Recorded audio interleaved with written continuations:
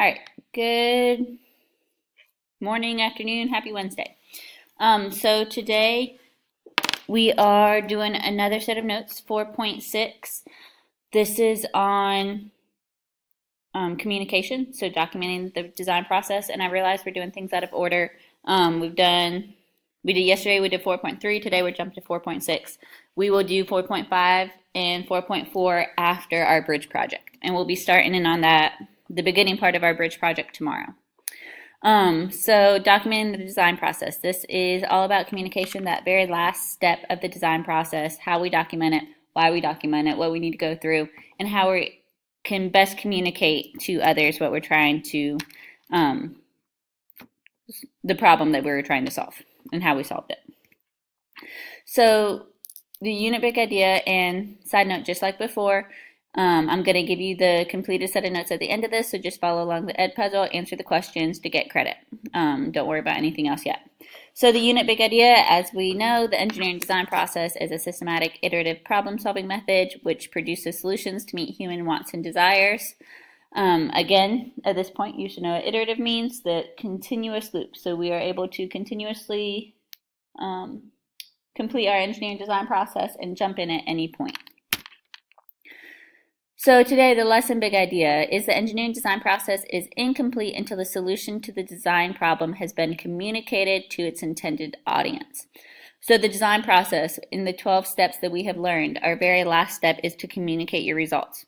I've told you many times now that we don't necessarily always get to this step. Lots of times, once you get to the improvement stage, the refining stage, you realize, well, this isn't going to improve how I want it to. This is not going to work anymore. So you kind of have to jump back to the beginning, brainstorm again, figure out a new solution, and kind of start all over. But eventually, for all of your design processes, eventually you must get to the communication stage in order for it to be actually complete. All right, so starting in with communication. So engineers and designers communicate with different audiences. So once we have finished our engineering design process, these are the audiences that we may be communicating with. We got our clients, so whoever hired us to begin with. This could be another company. This could be just somebody random hiring your company, anybody, household name, whatnot. Manufacturing companies, so we have to be back and forth with our manufacturing companies that are actually producing our product for us. Government agencies, for facts of getting different permits, or maybe they're our clientele, or maybe we have to go through different legal situations. And then marketing companies. So once we have our manufacturing companies create it for us, we obviously need to get it out to the market. So we have to talk to our marketing companies. Then we have our purpose of communication. So why are we doing this to begin with? We are reflecting on the process. Reflection is a huge thing. This goes along with your refining. So you refine and reflect on the process to see, all right, what worked the best, what didn't work the best, how can I improve? But not only improvement, but how could, as far as the product, but improvement on the creation of the product. How can I make it more time efficient? How can I make it more cost effective? Different reflection practices. You want to gather ideas and feedback from others. So if you don't go to others and get feedback from them, lots of times you get stuck in your own little loop. And you don't want to get stuck in your loop because it's hard to think of new ideas and be creative if you're stuck in a loop. So you want to get some outside feedback in order to see different perspectives. Communicating successes and failures during the design process. Hopefully you've gathered by now, lots of this class is it's okay to fail at certain things as long as you are learning from those failures.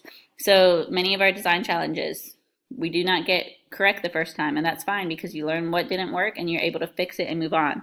So you do want to report those failures. People don't see failures in a design process as actual failures. They see it as steps to move forward. They see it as you've tried many different things, so they know that the solution that you are presenting actually will work. So if they see that you have worked through the failures, they see that everything will work in the end.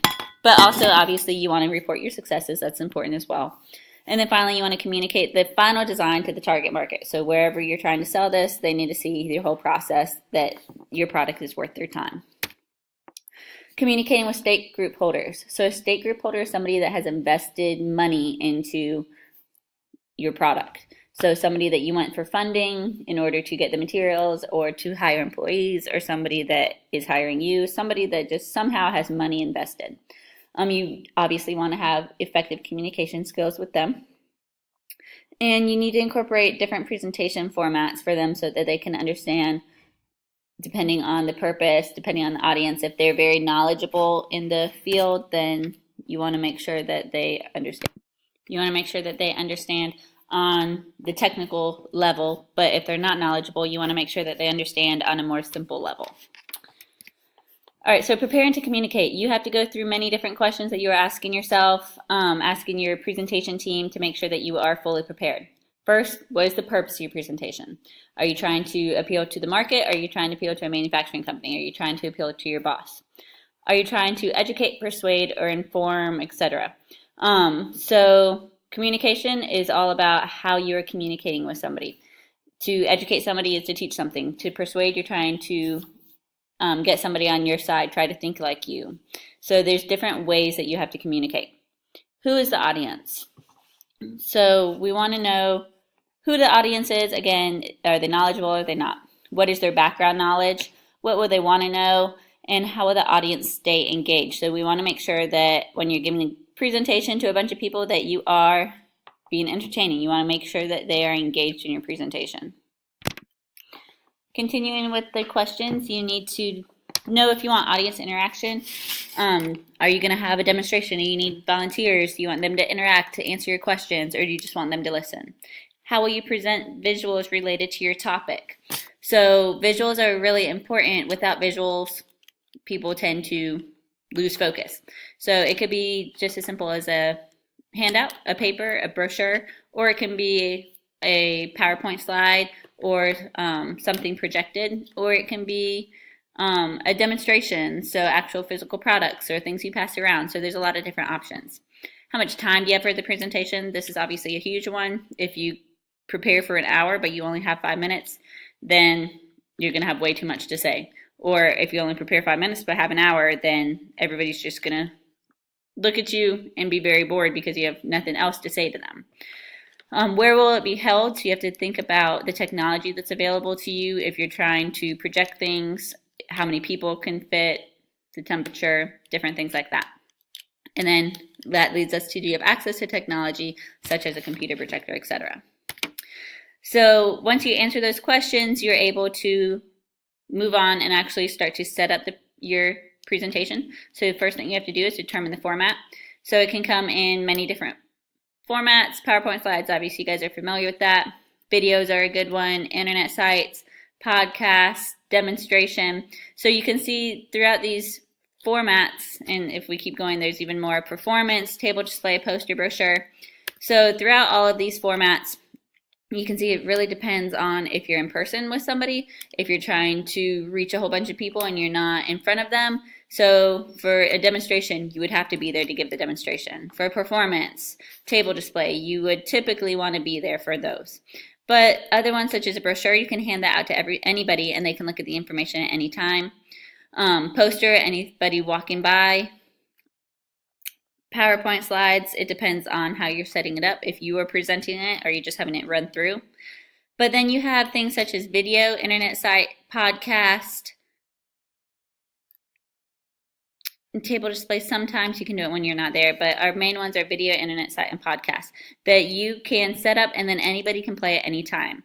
So of these three, which one do you think would reach the most amount of people throughout the whole world if we're trying to reach the most amount of people within the world? So think about it. They're all able to be accessed on their own. But for the internet site, you would have to have a computer and access to the internet. For video, you may not have to have access to the video if you have the file, or the internet if you have the file, but you have to have some sort of screen.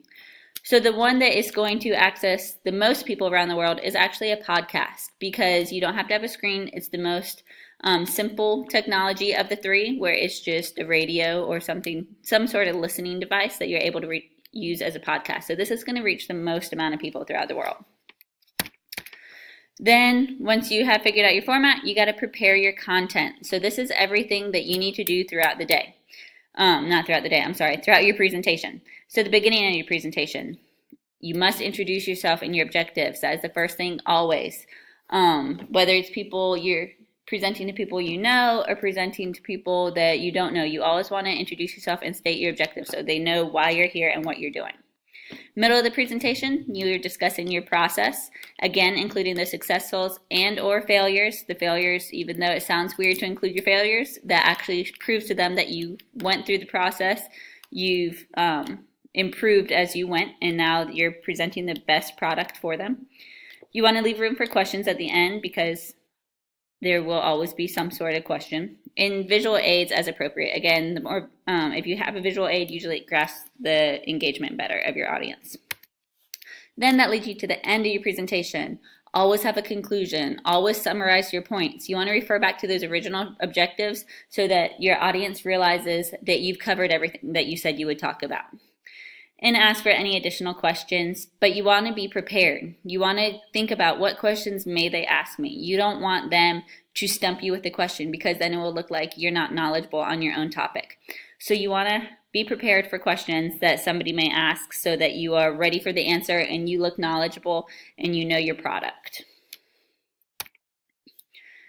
And that leads us to our last part of our notes, which is the day of the presentation. And this is important. You guys have all given presentations in different classes before.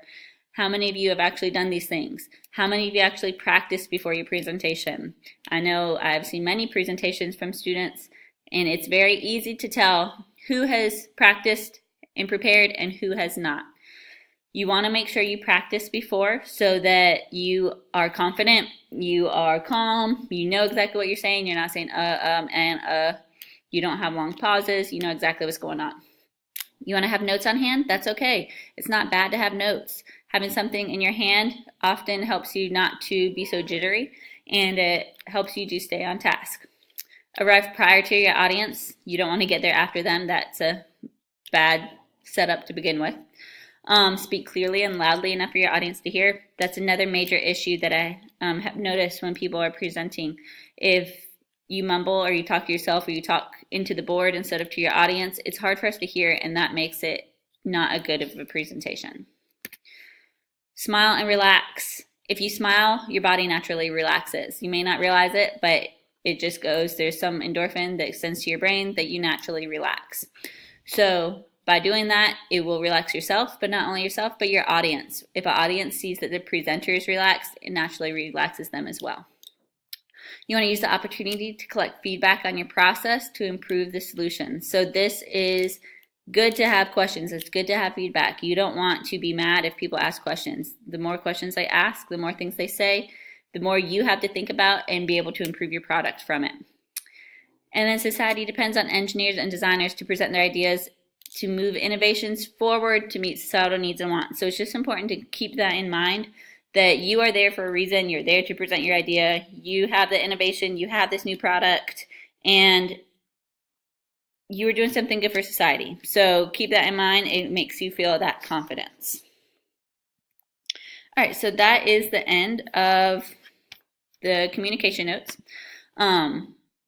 Make sure, like I said, you know you have these full in haiku, and you'll be moving on to the assignment that goes along with them.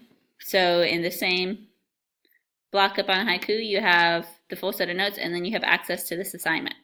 So it's your elevator speech. So you may or may not have heard of an elevator speech before, but what it is it's just a quick, short, usually 30-second to a minute long speech to get somebody familiar with your product. So the reason it's called elevator speech is because it should be as short as an elevator ride. It's very to the point, very key point driven, and you should not elaborate too long. So read your instructions. This is about you, so it should be easy. You're not having to research anything. Watch this video. It's an example of an elevator speech. It will help you a lot. Answer the questions based off whatever you want to do for the job that you are seeking. And then write your elevator speech right here. Make sure you write it out. And make sure that you're answering things specifically. If you want to be a basketball player, don't just say, because I play basketball. Tell them why.